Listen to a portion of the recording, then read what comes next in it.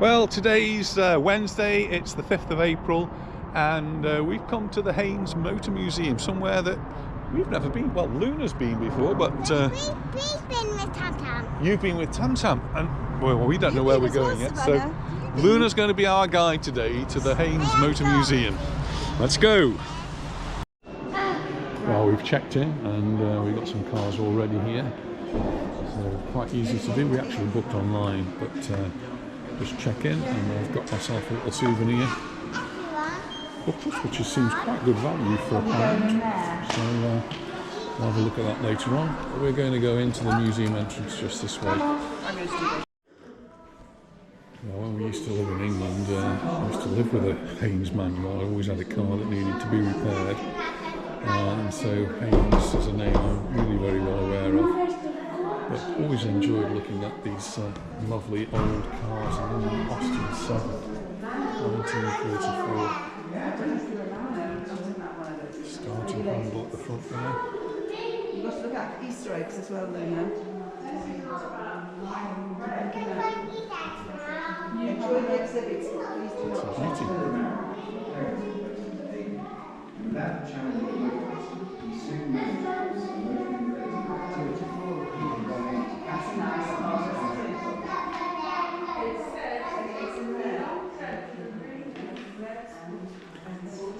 So it's not just cars, because these are Gestetner. I've used them a lot.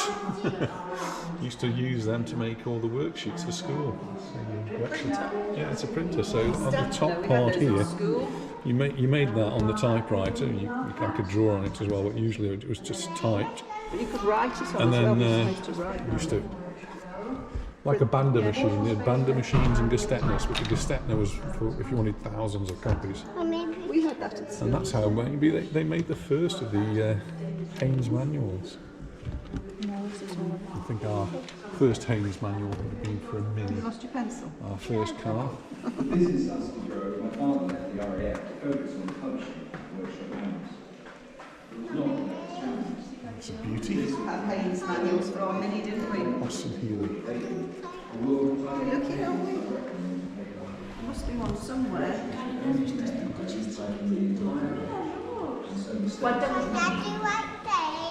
They're nice, aren't they? ¿Cuál te gusta a ti? I love the models too. Model 2 Ford there.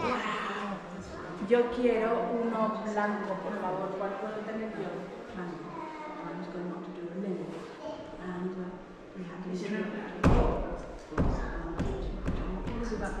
And it says your journey through motoring history starts here.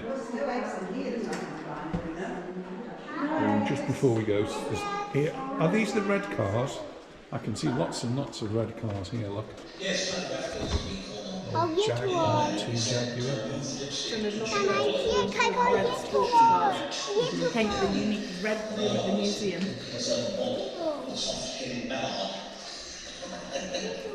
So let's start the journey.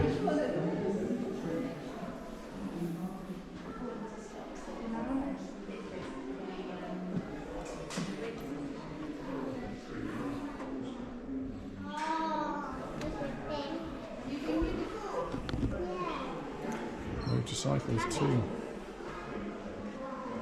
Is this reversed, Steve? Darling, is this reversed?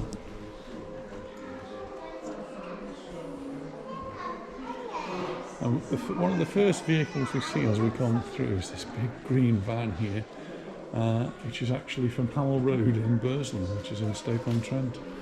This is quite interesting. Newspaper delivery. Must have a few old copies of the Sentinel there.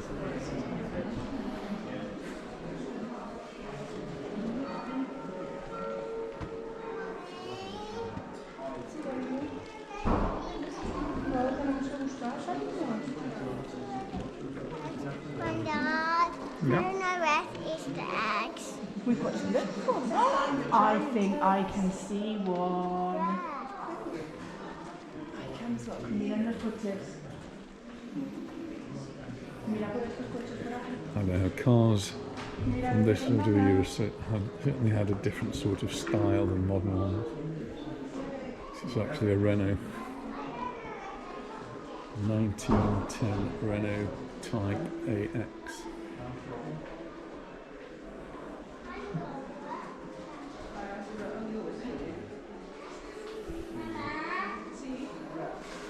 And the Rolls Royce. Beauty.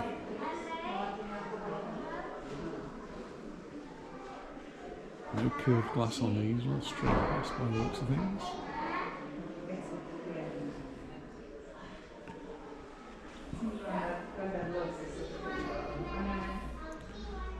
And this one, the wheels, spoked wheels are wooden.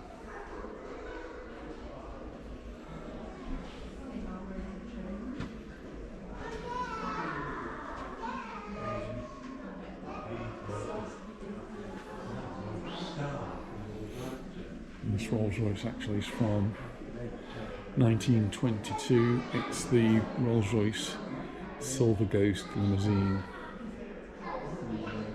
Originally launched in 1906, originally called the Rolls Royce 4050, and the car was later renamed then the Silver Ghost, with meticulous attention to engineering quality by the perfectionist Henry Royce. It pointed the way forward for the luxury cars that followed. This one was built in Derby.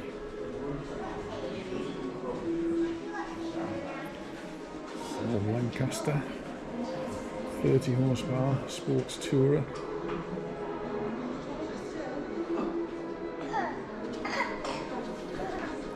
And that one was built in 1929.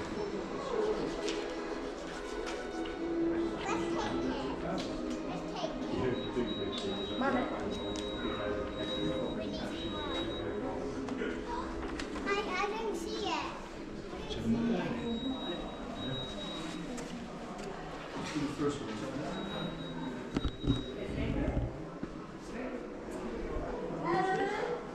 1926 Scorpio 1225, a classic example of early British manufacturer which failed to modernise.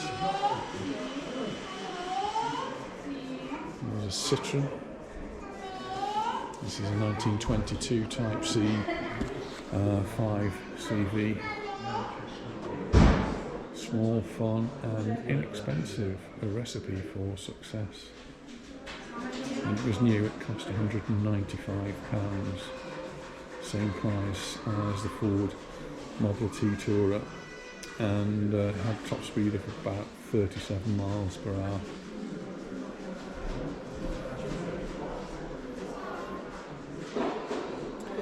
This is the 1915 Horstman. Innovative features from the Bath's only car maker.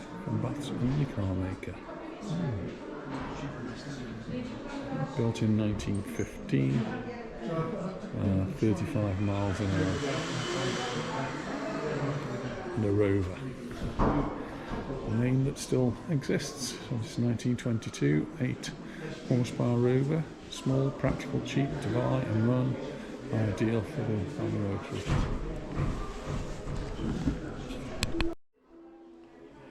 This one's a bit bigger. This is a Daimler, 1919, and the light 30 feet. Luxury for royalty, and they're very, very wealthy. Okay, you do it then. Talbot. It's the Talbot 65 engine.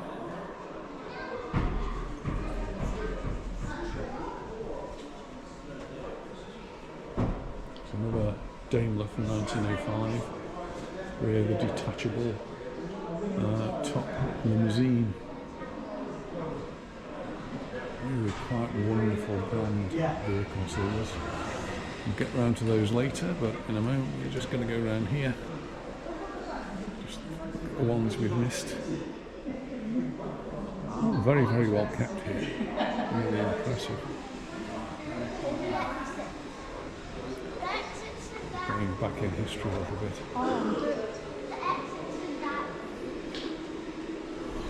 Three-wheeler.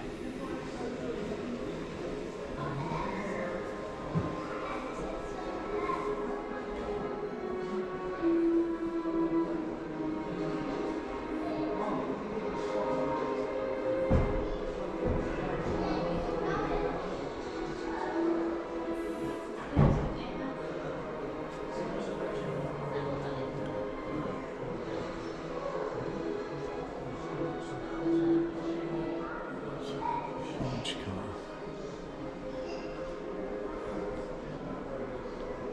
2001 Manchester Special.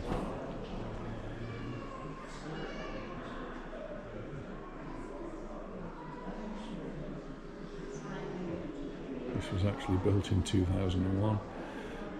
Supposedly has a top speed of 100 miles an hour, and it was £19,665 when it was new. It's got a V12 engine, which is 25,000 cc's with 680 brake horsepower.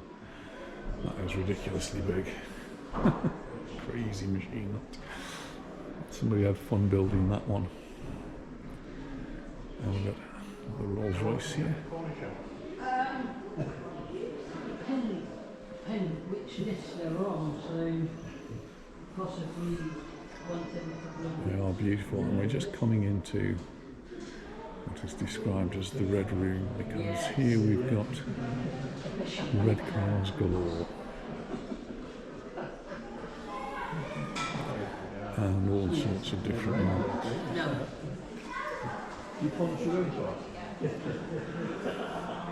So starting us off here, we've got the Alphas, so these are Alfa Romeo,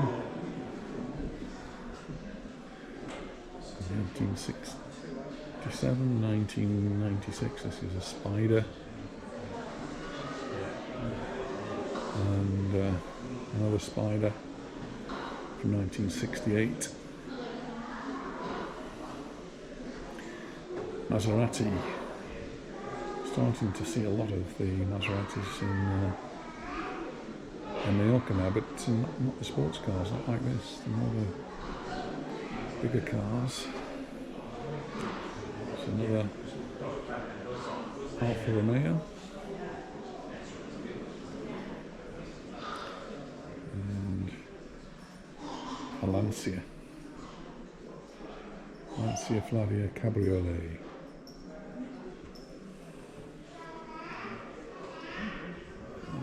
We've got another three-wheeler here. This is a Morgan 1933 Super Sports. Two-seater.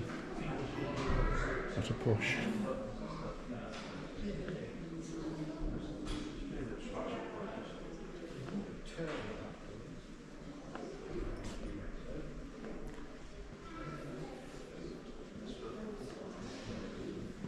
More red cars. We've got here a Mazda, Datsun,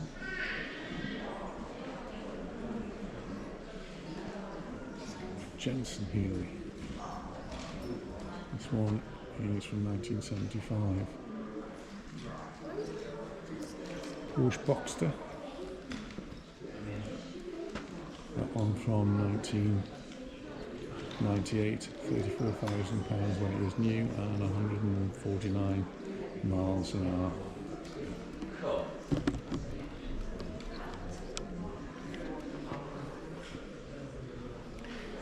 A Porsche here, 1965.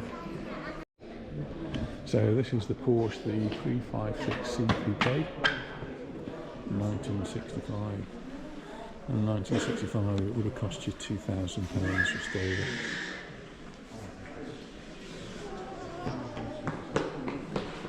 Classic for me, the Aston Healy 1957. Would only cost you £762 in the 1960s. 1957.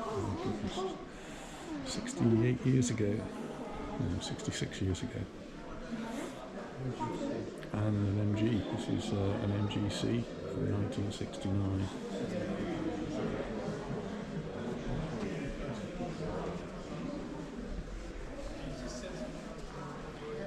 next to that. There's one I don't know. This is the 1968 Rochdale Olympic. Made in the Greater Manchester area.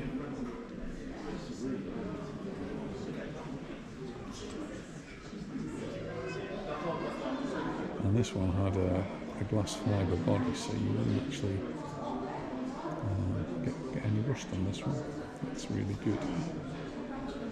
So I wonder if they've got a Gordon Gable, and they have. Wow! I very, very nearly bought one of these.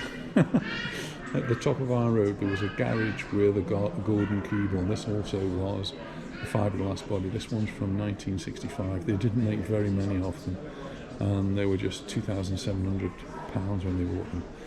And it's one of my regrets really. I never actually bought this car, but that's the one that was for sale. Wasn't this colour? It was a dark colour. It was either black or dark blue. I can't remember. That's the Gordon Gable. Here we've got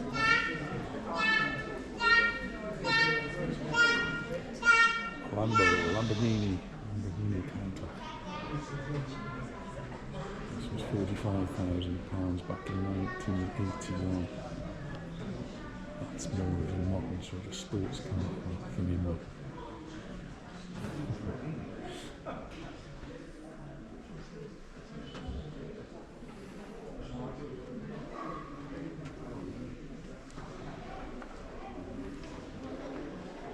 Nice to see some of the engines here. This one is the Citroen Super 7. So this one's from 1990, but Citroen cars, don't know if we've got any more of them here, but Super 7, particularly if you've seen the film The Prisoner, the series, the TV series The Prisoner. He was in that, he was in a Citroen 7 right at the beginning of the series there. I think, I'm pretty sure about that. 1959 Turner 950. Early Turner cars included the 950 and were based on the venerable Austin A30 saloons. Sunbeam. This is the Sunbeam Tiger.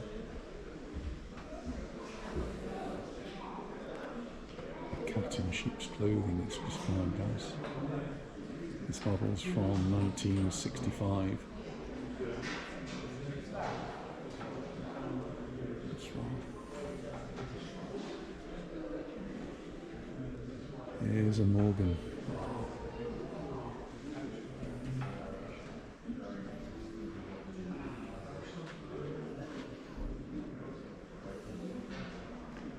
Marques. Just go around the back of these because the name plates are on the back, and I don't know these models, but they're all real beauties. And this is the Marques GT from 1969. Fast, futuristic British sports car, made in Bradford-on-Avon in Wiltshire, so just down the road from here. Ginetta G15 from 1950. And there's the Morgan V8. And this is actually a +8 model from 1980.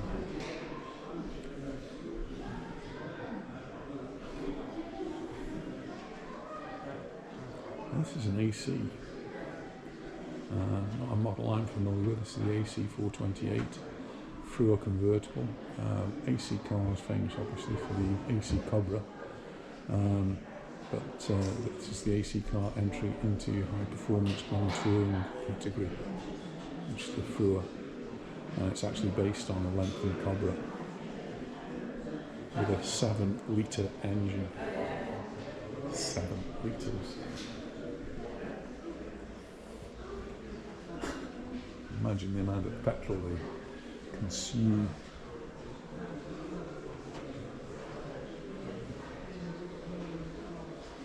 Oh, there's a nice Triumph. Spitfire Mark III.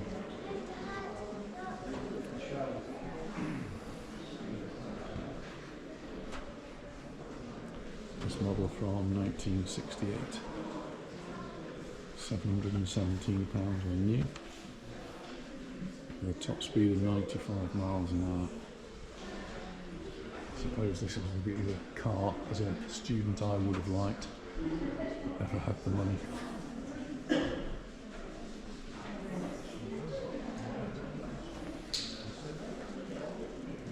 It's an MG 1600.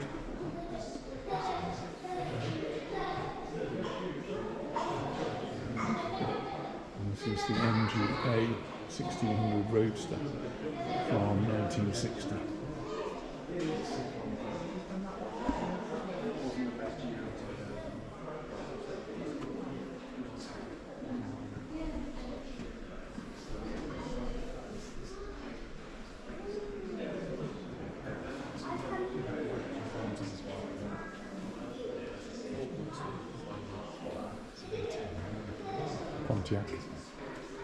Pontiac Firebird. This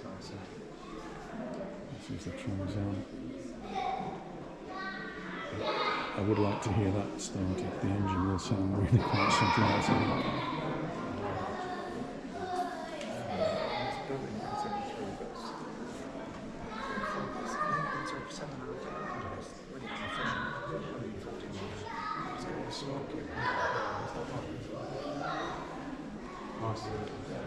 This particular model is from 1973. It's got a 7.5 litre engine. It's American, isn't it? And here we've got another. This is a Dodge Replica from 1995. And this has got a V10 8-litre engine. This is a 7,990cc and 400 brake horsepower. That is going to make some noise when that roars down the road. 165 miles an hour. It's going from 0 to 60 in 4.2 seconds.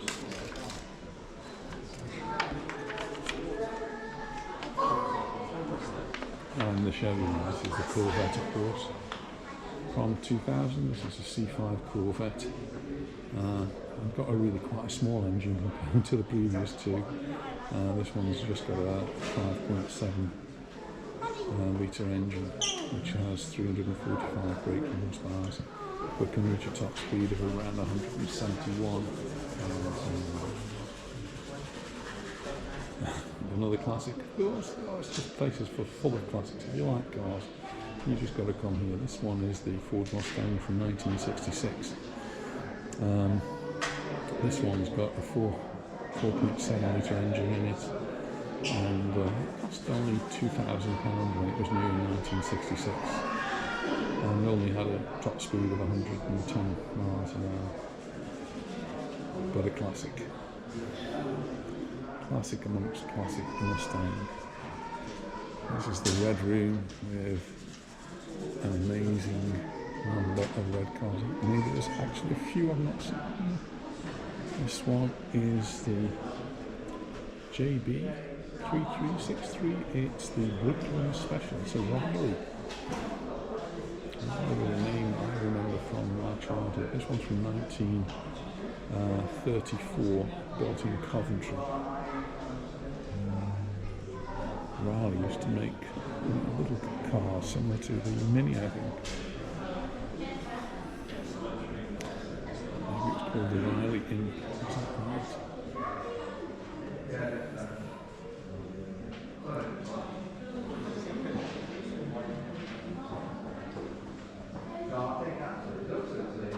There's a Daimler.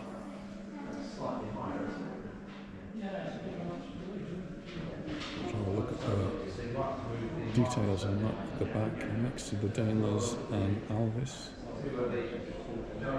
And then a Triumph. This is one of the TRs. And another TR. This is another Triumph. This is a TR3. So Triumph had some really nice classic English sports cars. So the TR3 was from 1957 to the TR3A, and next to that we have the TR4A.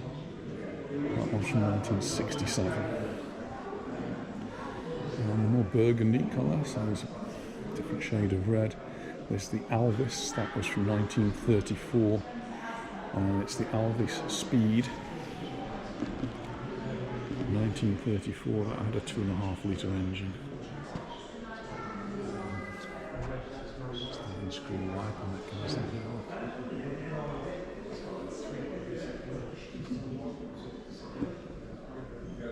Clocks and dials. A lot of room in the back. Yes. These cars are for driving, not sitting on the back seat. This is the Daimler. This is a V8 fiberglass sports car, and it says it has fearsome performance. It's got a 2.5 litre engine, 125 miles an hour, and 8.9 seconds from 0 to 60.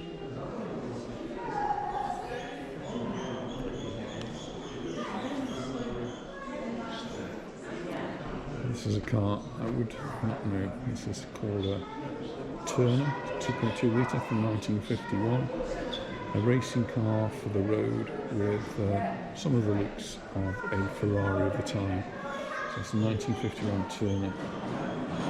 It's got a 6-cylinder engine, 2,262 cc.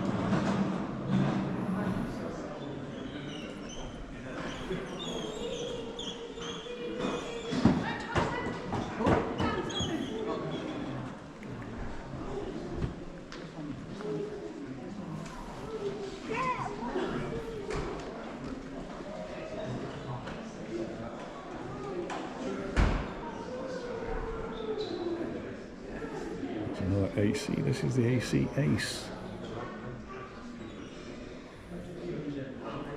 from 1956. In 1962, the AC Ace was transformed into the international star when Texan racing driver and car designer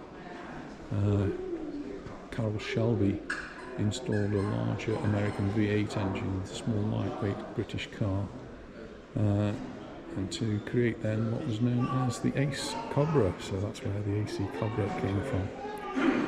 And I think probably the last in the Red Room. This is actually the 1966 XKS replica. So this is actually, it's very similar to an E-Type. The Jaguar XKSS was the road-going version of the Le Mans 24-hour winning D-Type. So we've gone from the D-Type towards the E-Type. And built in Bovington, Staffordshire.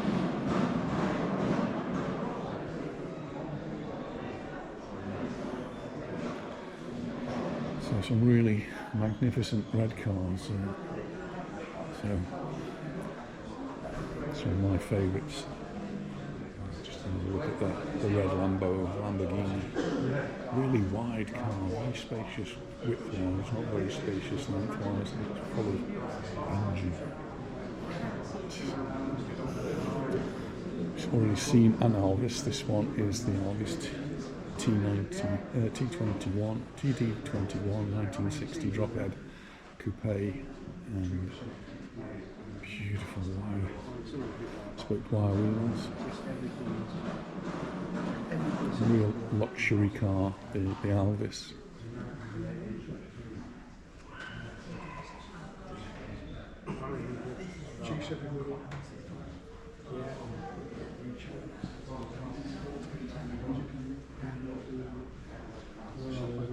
Bristol, the 1953 Bristol 403.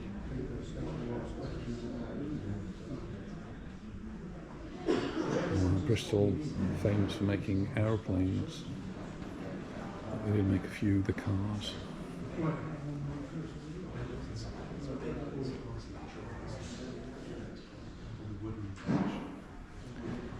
Could might be in the red room, but we're not. This is the 1939 Delahaye 135M drop head coupe, flamboyant French classic from the 1930s.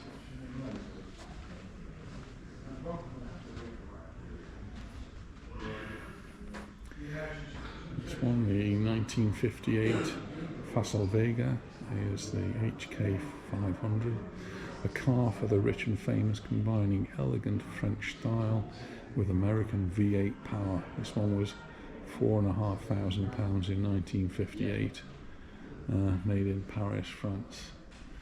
So you can imagine the film stars driving around in luxury in these cars.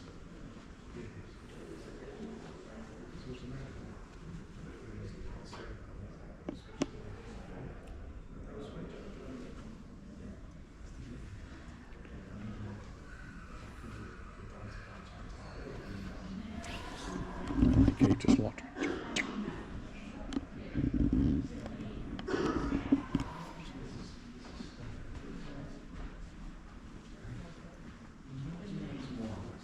Nice shade of blue, I like that shade. This is a Lagonda, 1937 Lagonda. Beautifully styled, luxurious competitor to Bentley. This is the LG45 drop head coupe.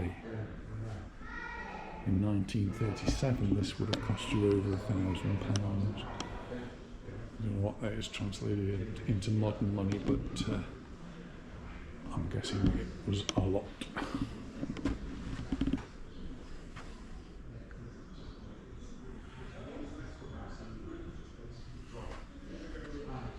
It's actually got 3,396 miles on the clock. Well, I think that might be a bit round the clock a few times. Seats look nicely worn.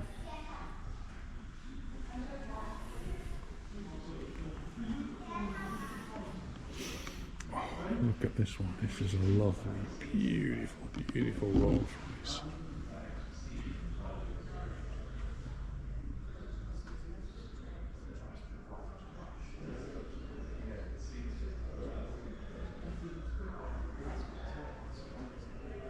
Is a beauty. This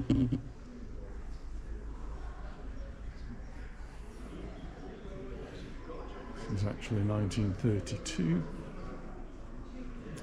Rolls-Royce 2025 Sedanka Coupe, a jewel in the Rolls-Royce crown of the 1930s. So in 1932 this would have cost you probably about £1,800. And we go at about 68 miles an hour. That's a beauty.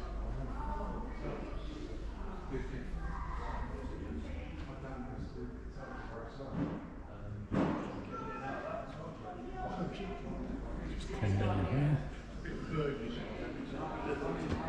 It's a Bentley 1960 S2 Continental drop head coupe. More luxury driving. To many, the S-Series Continentals are the most attractive of the body styles which have worn the Bentley badge, as it was still based on the separate chassis. The Series 2 purchaser could have the luxury of choosing the body shapes and employing a coach builder to create it by hand. And that's the story of Bentley.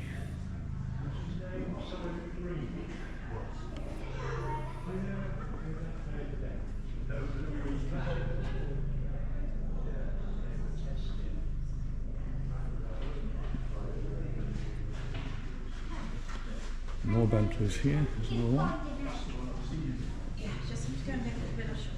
This is the 1930 Bentley 4.5 litre drop head.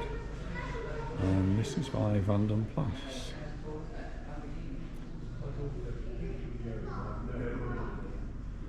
Cost about £1,000 when it was built.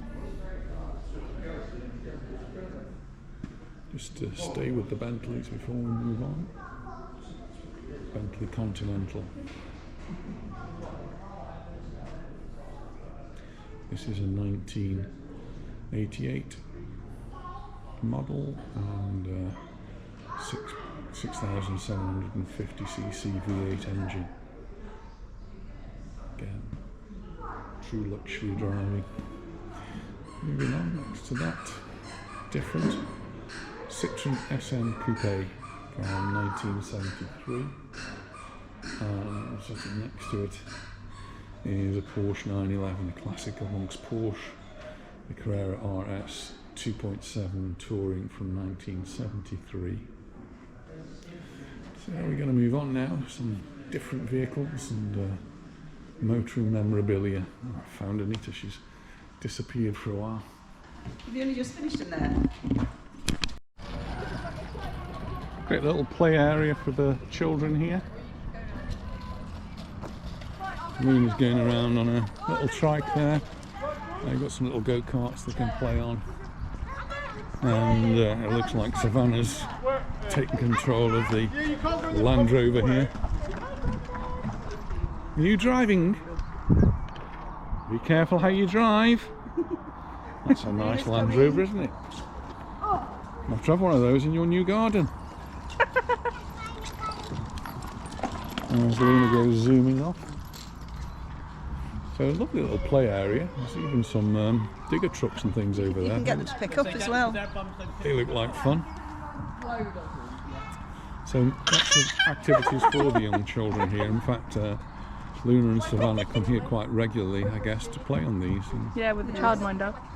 so that's Especially now they've got an annual pass as well. yeah. So the ticket we bought is actually an annual pass. So if we want to come again any time during the next year, we can do so. And we're likely to be down here, so we maybe come in again. So lots of things outside. I'm going to get in and carry on. Is that right? Luna's shouting you. Luna's shouting me. Where's Luna gone? Oh, They're electric ones that you pay £2 for. I've got no coins. So you put a £2 coin in and they can go driving away.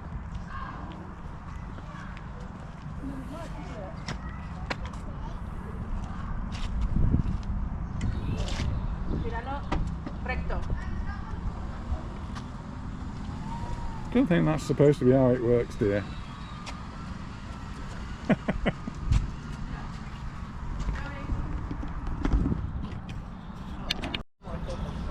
Here comes Luna zooming around the course.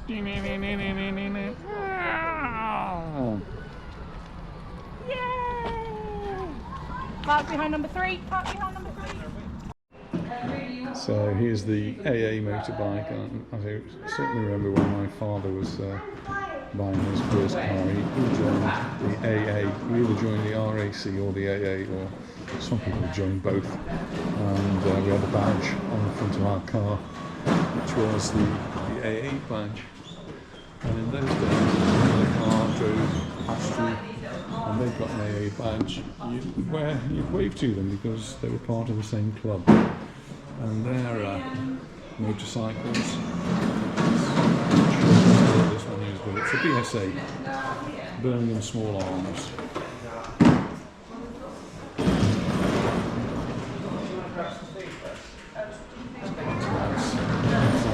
In this bright yellow.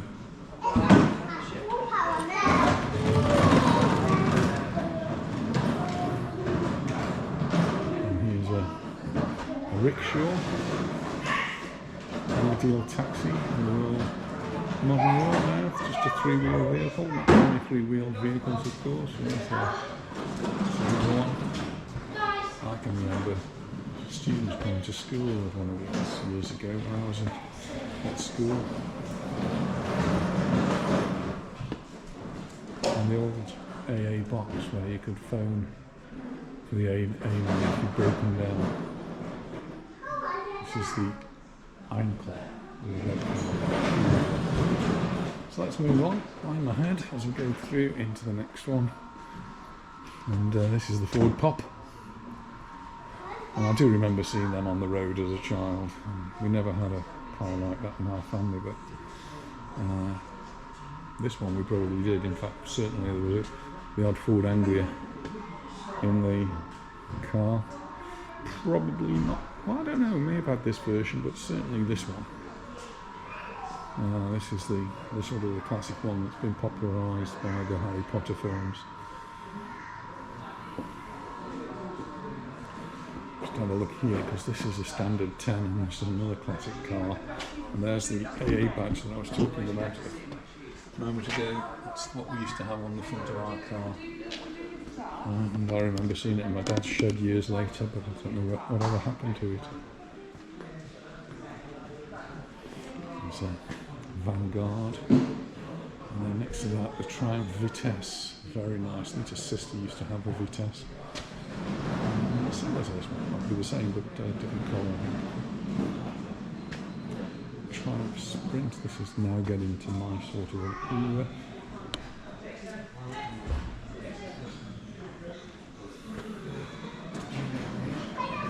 And the Ford Consul. This one from 1961. Next to the Cortina. This is a Mark I Cortina. I think my father had a Mark II Cortina. I don't think he ever had a Mark I. And the Ford Capri sports car for the masses, 2 litre. They did actually make a 3 litre version of that one, I think.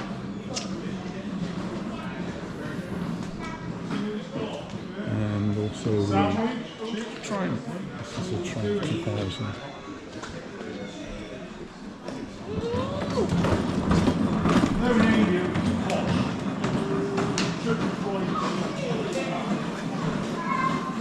Some people go past me. Is a Vauxhall Cresta. And bench seats across the no seat belts, of course, in these cars, but this had a bench seat, and I remember my father having cars with bench seats at the front, and I used to sit at the front in the middle as a child.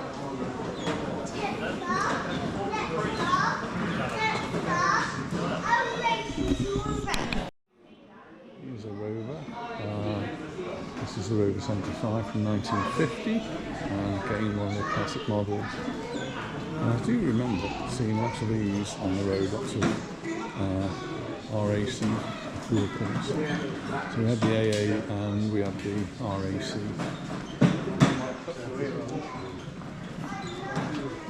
We've seen the Triumph 2000, this is the Rover 2000.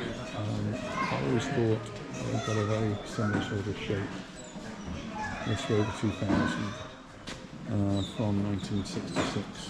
And next to that, a 1974 Vanden Plas. So the Vanden Plas was more luxurious and a bit nice from the inside.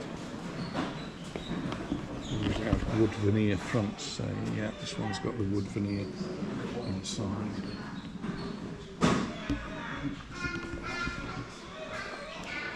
It's a Vauxhall Victor Deluxe Series 2. Right next to the Hillman Minx. My father did have an Hillman Minx, but it wasn't this model. This one's from 1954.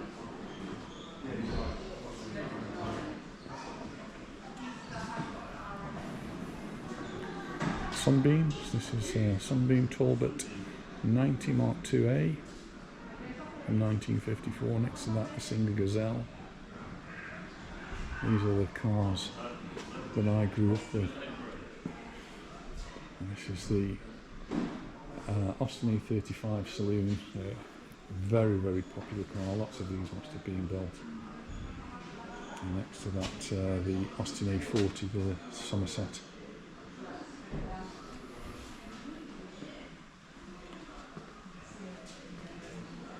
I seem to remember this car. I can't imagine why. This is the Austin Nash Metropolitan.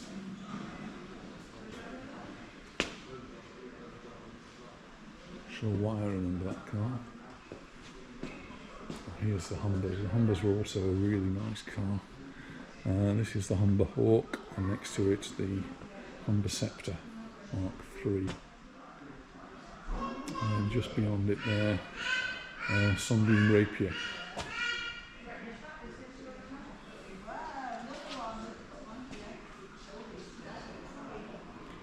That's the Austin A90 Atlantic Saloon from 1952. So Riley, the RMA 1.5, 4-cylinder, 55 brake horsepower from 1948.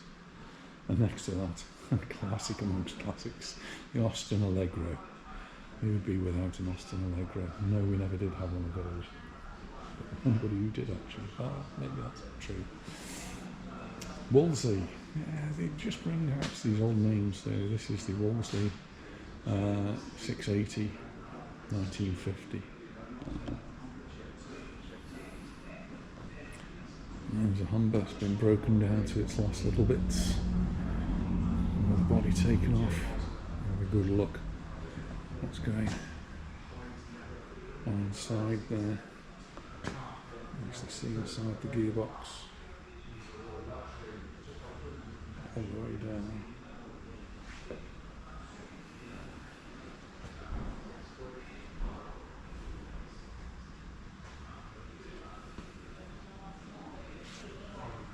And we've got its old phone box.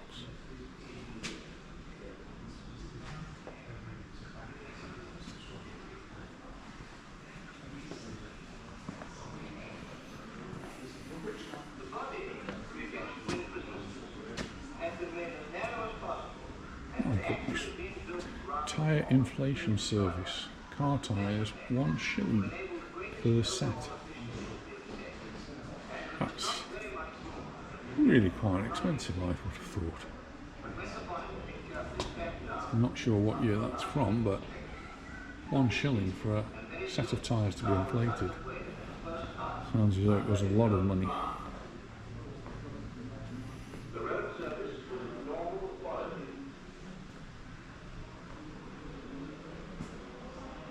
Morris Cowley Continental.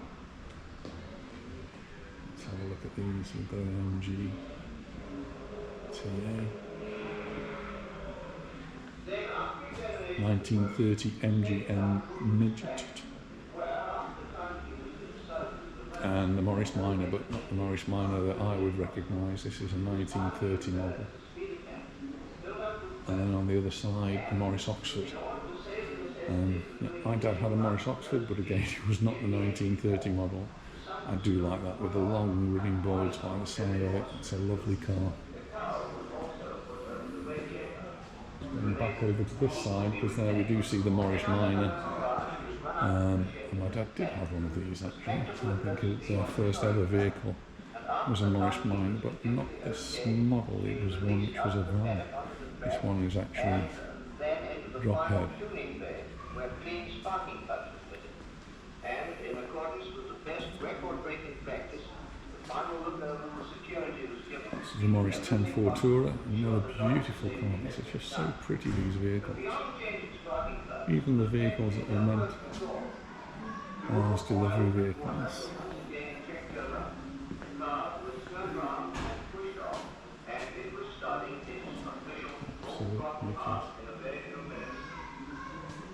You go and have your car repaired. This is a 1938 Morris 8 saloon, and just how the old workshop would have looked.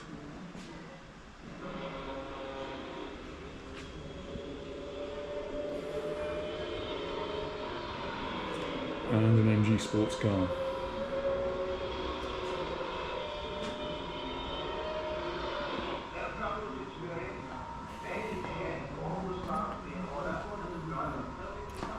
Sure, I could squeeze into one of those seats. I'm going to say no more about that. Enzo Ferrari, the man and the machine. So here we have got some sporting classics. Look at these. These are amazing Ferraris. So the blue one here.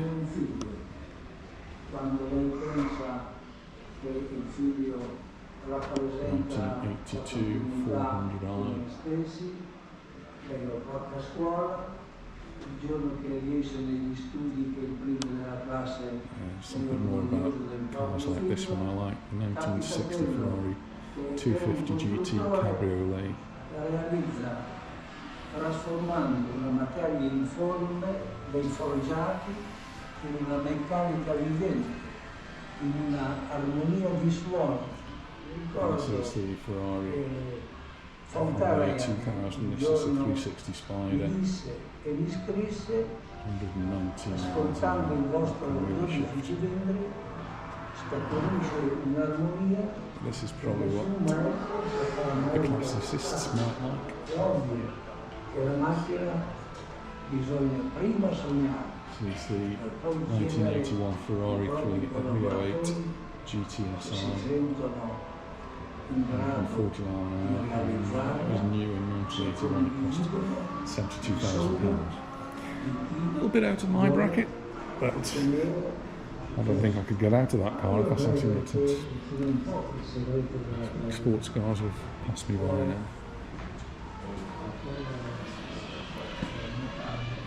But very nice to look at.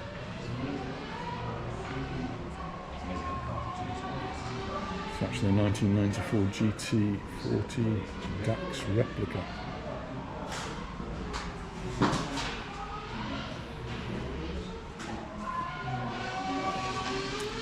'87 Ford Sierra.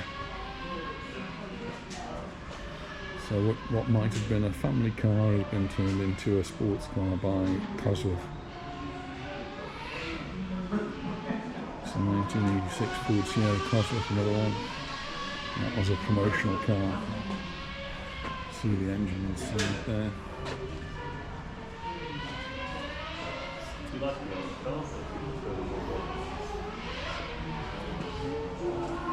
Ford Escort, another family car that's been turned into a rally car.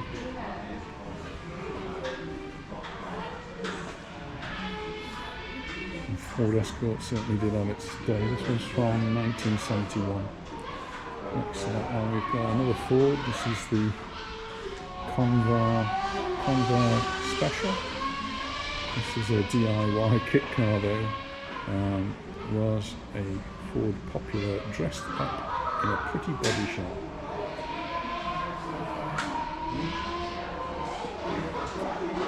And we've got some of the racing cars here. This is a Formula Ford. Racing cars.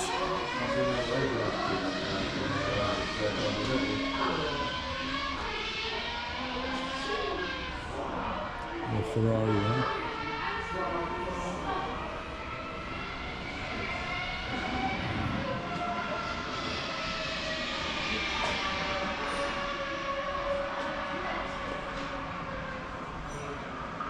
Formula 1 car from 1974, the Lola T370. A couple of go-karts here. With the names William and Harry on them. Who were they? The 1992 Zip Cadet cars. And I had the honour of teaching some racing cars family. Features, they race in racing cars and in some of the go-karts like those. 1964 Lotus 11 Westfield. This is the Jaguar Cougar. 1967, 1980s. And we did see one of the Jaguars that had been converted from the D-Type. This was the D-Type. Long nose Jaguar replica.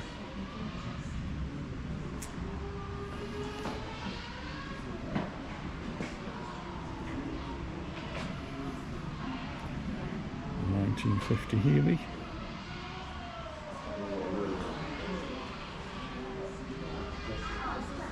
1947 Allard K1. And the 1996 Ferrari F310 Formula 1 car. This was Michael Schumacher's first Ferrari. It seems that Michael Schumacher might be moving more permanently to Mallorca to continue his convalescence. Beautiful car, some beautiful models.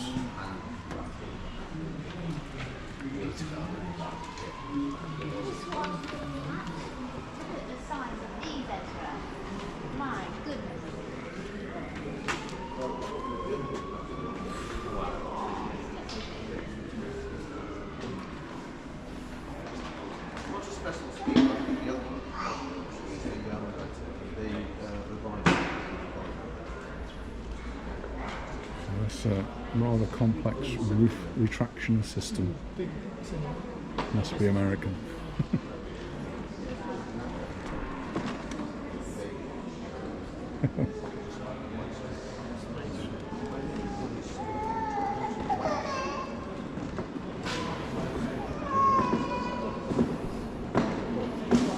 It's actually a 1958 Ford Fairline Skyliner with the retractable roof.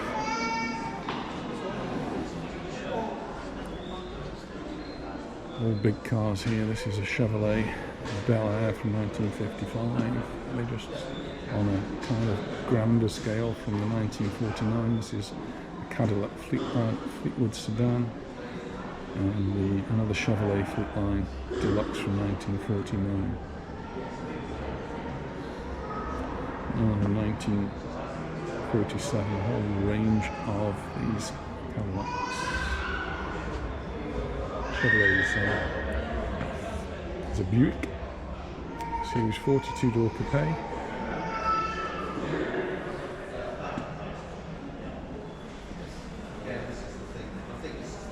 And the Packard drop head. This is the 120 coupe from 1939. And the final one on this side, it's going up a bit, is an Oldsmobile L37 sedan. Just a beautiful range of cars here.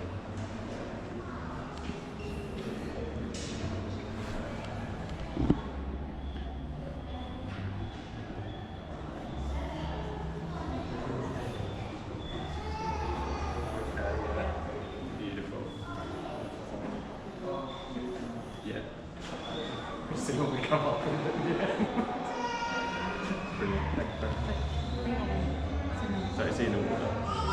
Right, okay. Yeah. Okay.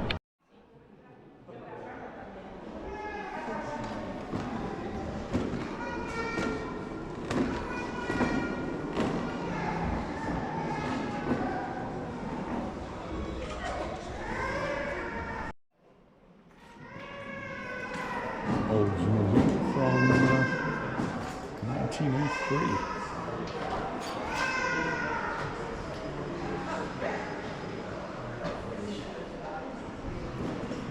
And probably one of the most famous of all cars, this is the Ford. It's the Model T from Minnesota. It's got a Minnesota license plate there.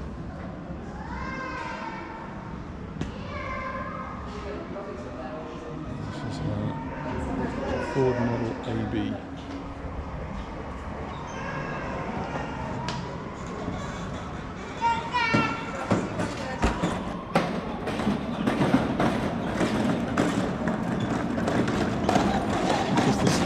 Steam car. Hi, Granddad. Hi, Granddad. Oh. Hi, Granddad. So this really is a steam engine. Quite something else. It looks as though it's been modelled on a petrol version, but it's actually a steam engine. It's quite something else, isn't it? This is the 1913 Empire Model 31 5-seat tourer. I'd certainly like to go touring in one of these. Beautiful. And they've been beautifully looked after, so I think that's part of it, isn't it? The fact that they've been so well cared for. This is the 1920 Moon Model 642 touring car. from 1920. Just look next to that one. We've got a 1925 Stearns Knight Model S.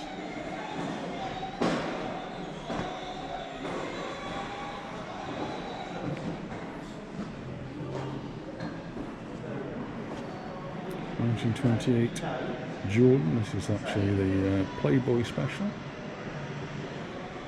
Beauty. You all recognise this. This is Willie's Jeep, 1942, used extensively by the American Army during the Second World War. And you've got the barbed wire there to keep you away. Photo take. And what about this one? Ooh, this is a DeLorean. DeLorean from 1981. Very famous, of course, by the Back to the Future films. And also DeLorean himself, who got himself into rather a lot of trouble. All red cars. They need a bigger bedroom to fit the red cars in. This is a Chevrolet Corvette Stingray, another classic. And another Corvette. And another Corvette Stingray.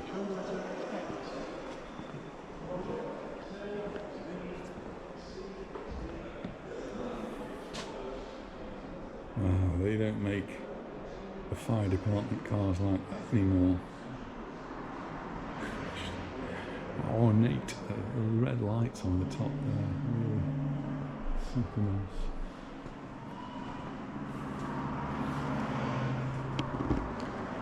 Lincoln Continental town car.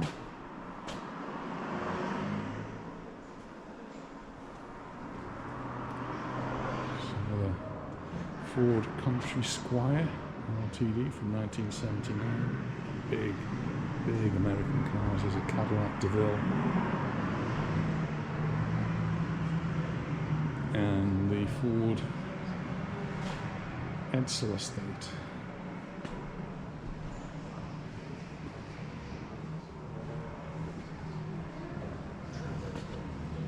Come round to this side. It's a Chrysler. Just going to quick wander down this way. Don't really want to miss any of these cars, there's just so many of them. Charger, the Dodge Charger, there's a Chevrolet. Chevrolet Impala. And the Ford Thunderbird, 1958. You just got to watch some old films and you see lots of these cars.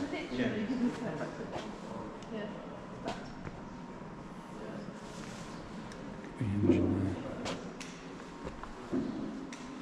It's a 350 turbo.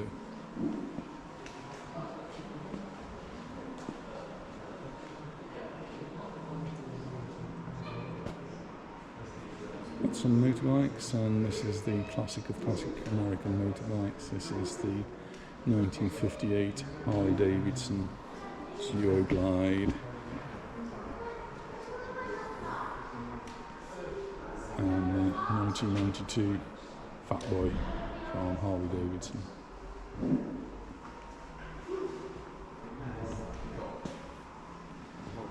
Another red car, this one, and a 2006 Chevrolet Corvette convertible.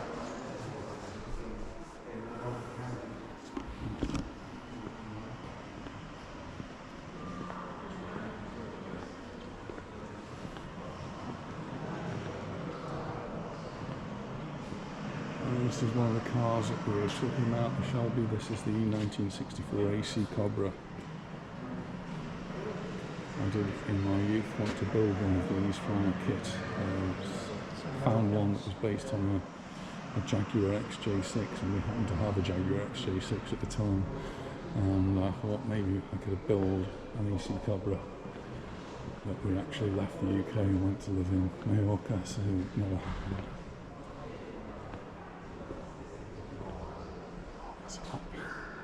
condition is actually amazing. This is a Cadillac. It's the model 452A. It's the Madame 10X Imperial Cabriolet. But what's attracted me is just the beautiful way that the engine's been kept polished. Beautiful. Again, these lovely long running boards by the side. Fantastic white wall tyres.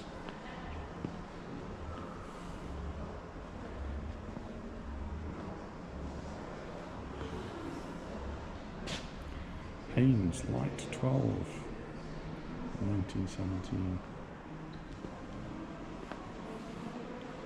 And the Ford 1937 V8 model.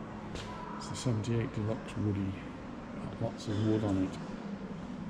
How crazy, isn't it? And we just sit in this one. There's a couple at the front, a couple in there, and you can get 2 or 3 in the back. The modern, the old-fashioned MPV.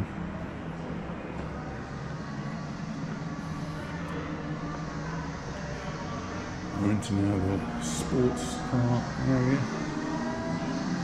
We've got the racing cars.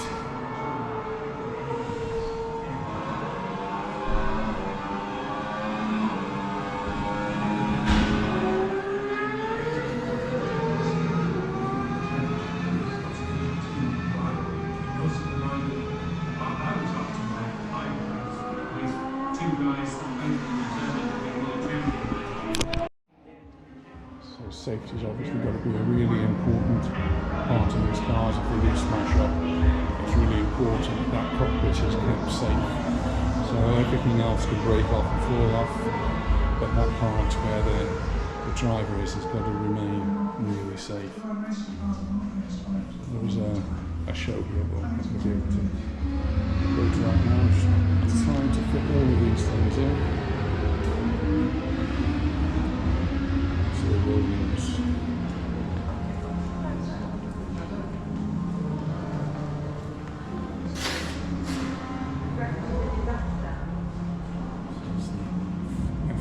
FW Frank Williams 30 and 70.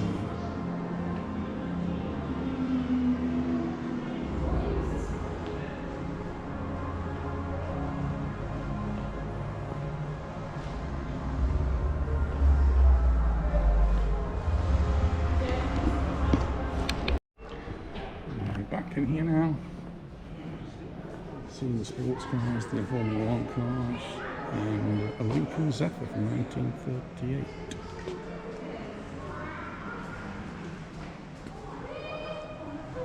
Mustang, Ford Mustang, 1965.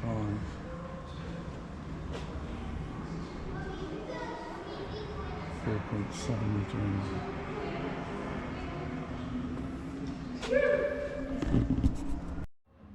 Just to look at all of those cars there, this is what you might refer to as the American dream. Some amazing cars from the United States there. I'm going up to look at some of the two-wheel variety. So two-wheels have also fascinated me, although I've never actually been a motorcycle owner. My dad would never let me in my youth. Probably a good decision, and then as I got older then I moved on to cars. So yeah, always been fascinated by them. This is a BSA. Birmingham, which was the Birmingham Small Arms Company. Next to that is a Francis Barnett from 1923, Model 3, beautiful machine. So in my youth it was the big cars, the big motorcycles really then were the BSAs, the Triumph. This is a Triumph single Model W from 1927, it's got a 270cc engine. Another one at the time was the AJS, they were much rarer of course.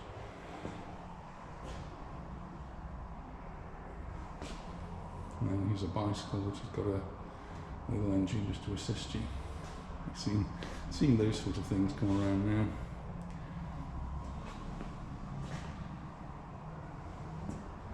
So BSA, Triumph and Norton are the big ones, I think.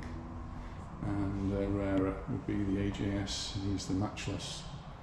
Here, this is a matchless model G80 from 1949. I don't remember those, but certainly do remember things like this one, Triumph Trophy. Oh, Vincent was another one. There we go, Vincent. 500cc 1952, the Vincent Comet. And another BSA.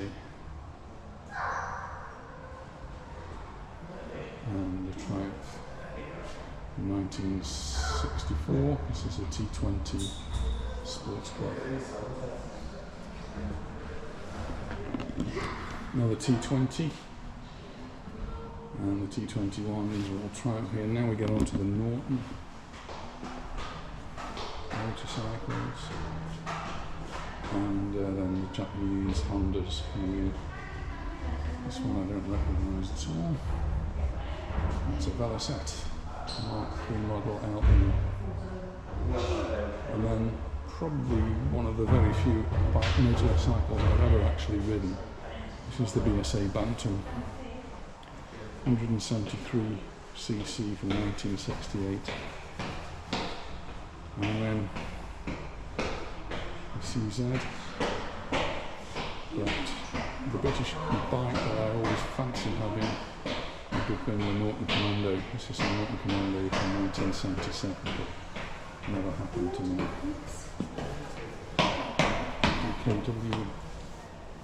Don't recognise that name. There's a Triumph Bonneville, which if I didn't have a Norton Commando, I would have liked the Bonneville.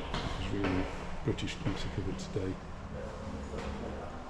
And beyond that,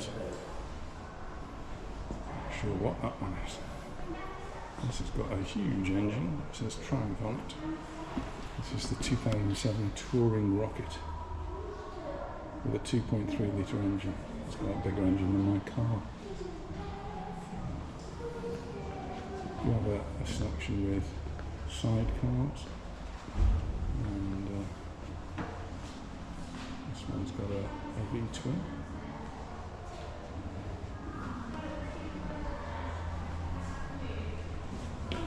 It's the Bora Superior from 1937, New Hudson from 1923.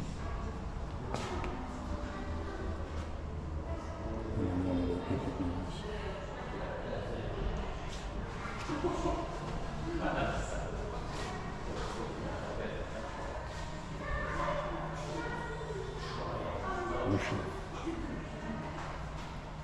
So, good selection of motorcycles as well up here.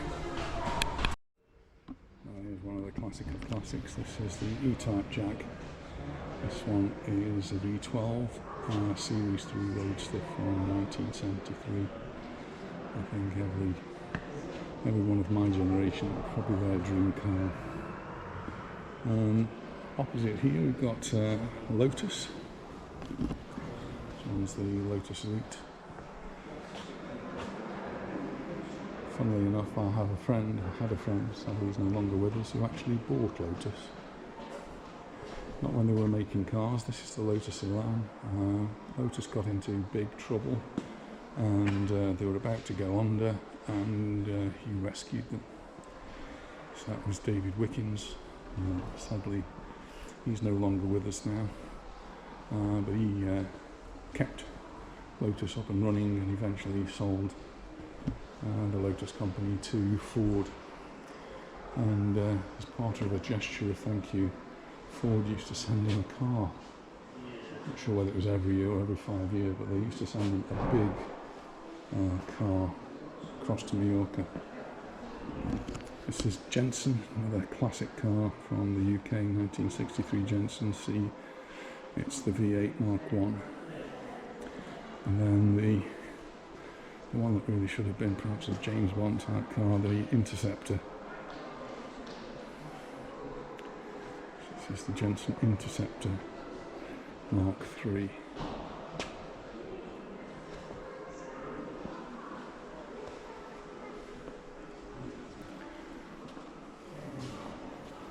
Aston Martin, and the last of the really classic car manufacturers in the UK.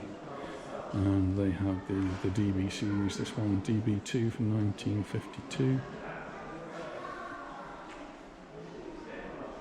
DB4, so only the shell there,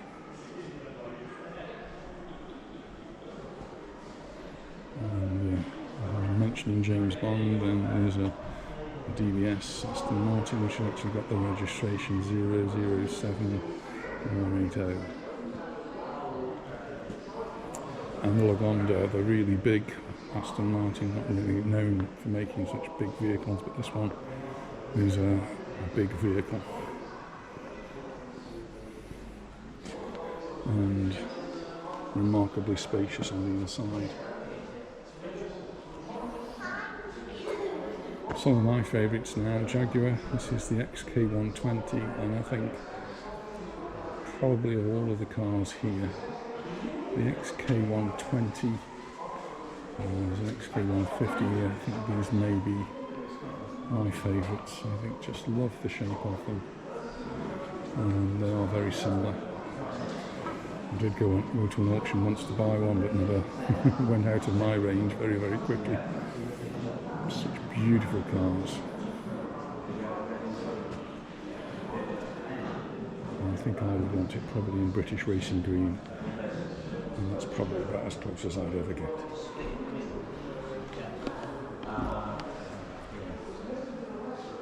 It's a 1949 3.5 litre Jaguar Saloon, 1957 Mark 8 Jaguar. I quite like these cars, but this never really grabbed me in the same way as the XK, the other XKs, the 120 and 40 and 50. This is the Jaguar 240, and I do like that one particularly. 3.6 litre. And of course the E-Type with the 4.2 litre engine. This is the Series 1. This is a real classic British sports car, roadster, whatever you call it. It's just a beauty.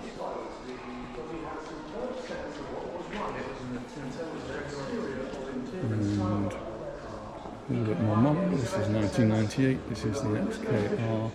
I do like that one too. I think that's a really nice shape. 420. I'm not so sure about the Jaguar 420. Not one of my favourites. One that isn't really much thing is XJS, which I do like. Like the shape of it. It did have a real big problem that there was a rubber O-ring that used to fail on it, and you had to take the engine apart to get to this rubber O-ring. So a 20p rubber ring would cost you thousands to be replaced. So I never had one of those.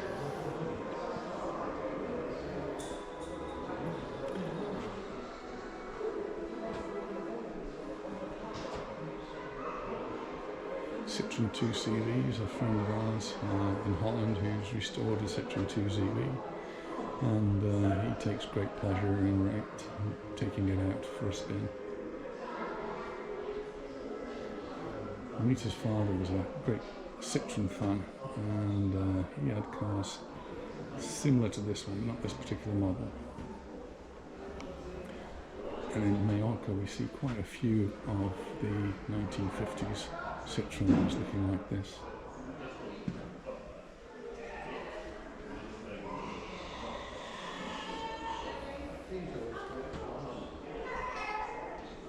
This is a KGB car, huge thing, tank of a car with a 5.5 litre engine.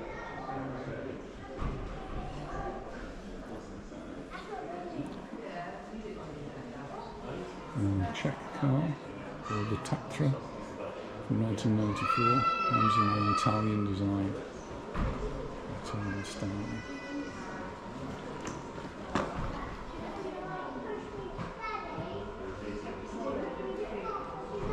Famous Trabant, a car that defined a nation. and you just followed the smoke down the road. I think. It took 21 seconds to get from 0 to 60. They had actually a maximum speed of 62, so it only just got there in the first place.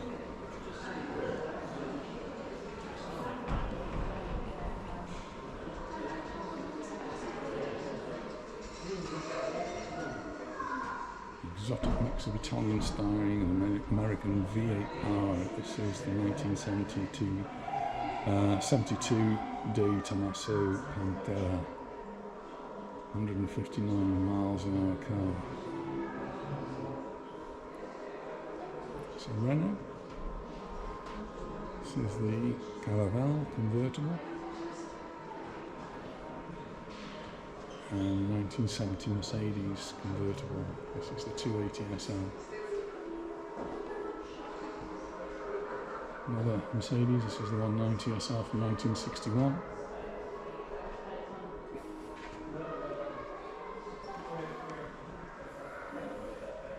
And I'm pretty sure this is the car that I saw a student coming to school in when I was at school back in the 1960s. This is a 1961 Messerschmitt. And there were various cars similar to this at the time. This one was almost like a motorcycle with a bodywork around it.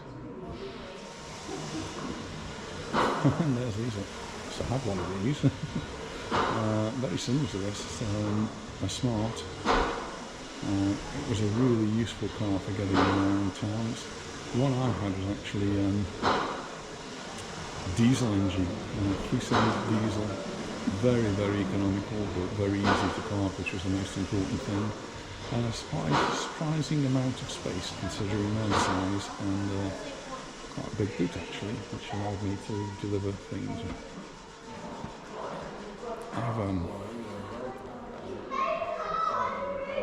actually been, I'm not sure this looks like a bubble car. I used to go in a bubble car many years ago. This one was 1964 Trojan 200 cabin shoes, and I as a child would sit in the back there. I really can't imagine how we managed to do that, but yeah, there was a seat in the back, and the door that opens is at the front. So the whole of that door at the front opens up.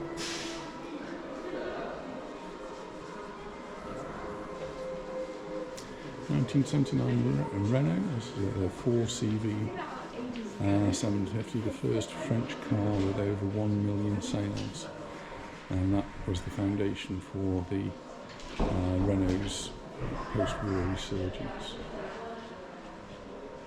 See quite a few of these in Mallorca, or at least the Seat version. This is the Seat 600, the Fiat 600 from 1965. Shape really hasn't changed very much.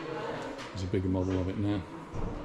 Honda, 1971, the N600AT, what an exciting name. And this is where it all began for Honda with their cars in Europe. So one that got the mass sales. So the smaller class cars, this one is the 1967 Hillman Imp, and it was really to compete, I think, with cars like the Mini, which are a little bit bigger. This one's actually Britain's first hatchback, so it opens up at the back. And then here, the one that never was really, it never took off. This was Sinclair, who recently passed away. Clive Sinclair came out with this electric vehicle. It was just a little bit too small, I think. It needed to be on a much bigger scale. Built in 1985, it only cost you £390, but it was only able to do 15 miles an hour, and it really was just a glorified bicycle. It's just not quite there. He was a little bit ahead of his time. He needed to think a little bit bigger, I think.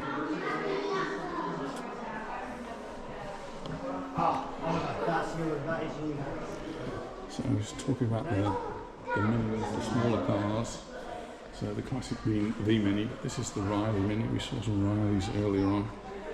This is the Riley Elf, the Mark III version, and it killed off before its time. It was really quite a luxurious car, but very similar to a Mini, the classic Mini. a victim of mark rationalisation by the British Motor Company. So we've got the Riley and the Wolseley, and they're really two very similar cars. This is the Wolseley Hornet Mark III. It was a more successful luxury car in its own right, so much more luxurious than the standard Morris Mini or Austin Mini that was already being made.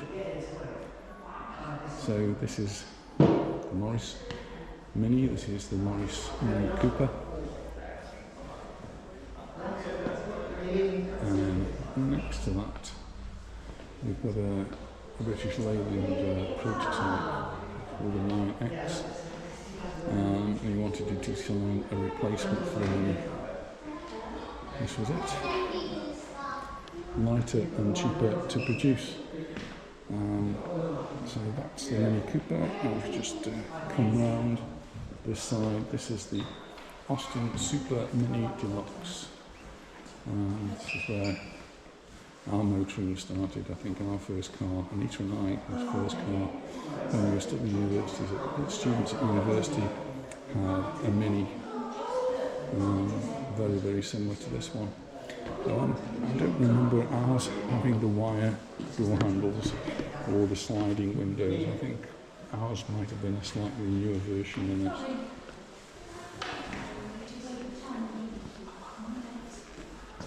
And this one is the Rover Mini Classic Cooper Sports. They were made into rally cars, front wheel drive, and in those days that was quite innovative to have front wheel drive cars. Most of the cars then were rear wheel drive, had to have a differential back. And I know this car pretty much inside out because I used to cut them up and do all sorts of things, change the subframe, so that subframe at the back there I've actually replaced on a Mini in my father's back garden, and then done just about everything else to the engine, including, I'm pretty sure I changed the clutch. That was a pretty brave thing for me to do. This is a left-hand drive model, which is curious.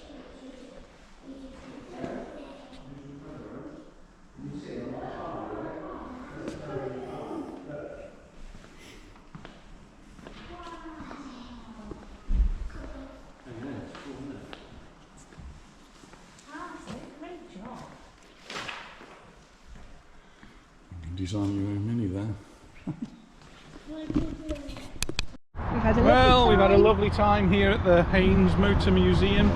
Lots and lots of cars, lots of things for children to do, lots of things for granddads to do, and but we really enjoyed it. So we've now got an annual pass, so we can come any time again soon. So next time we're here, maybe we'll drop in again, particularly if it's a rainy day like today.